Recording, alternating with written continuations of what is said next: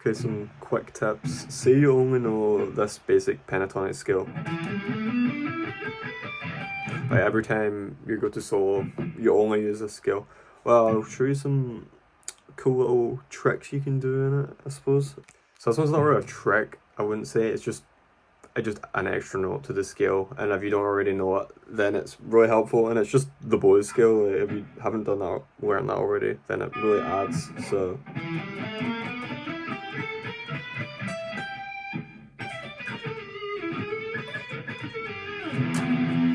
And just makes the scale funner. I mean, I think a lot of people already know that, but if you don't, it's just an extra note to play with, you know. Another pretty basic tip is, say you're playing in a E minor, which most people are if you know the 12 fret scale. Literally just move it up here, even if you're still playing in E minor, play on the A. And if you play that over E minor, it sounds quite different, and it's still pentatonic shapes, like it's still the right, and it will sound a bit more interesting. And I think you can play on the B too. You can do that exact same shape you were doing down here, do it there, and then obviously you can do it up there and then up there. It's just like a free pattern you can do.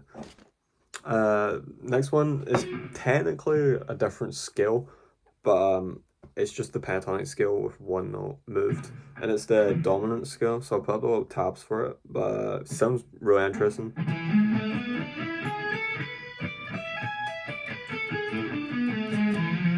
I think I'm slightly out of tune, but who cares?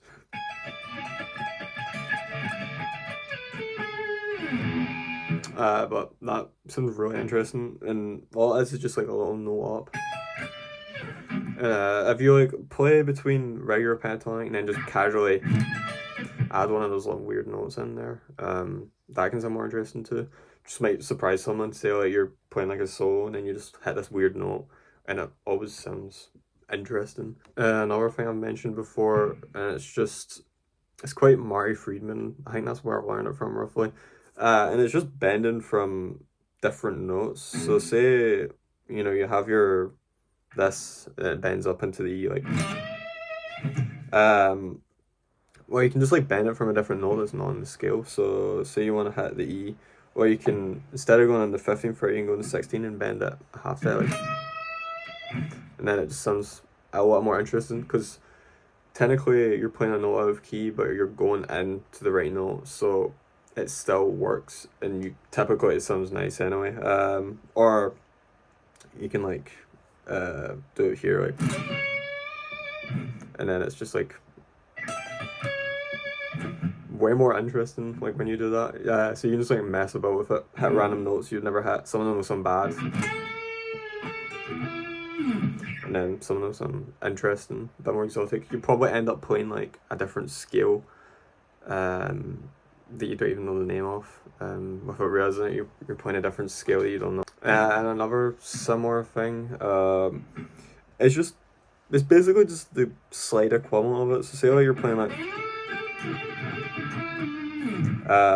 you can like slide in for different notes that aren't in the scale. So like you can go like, or like,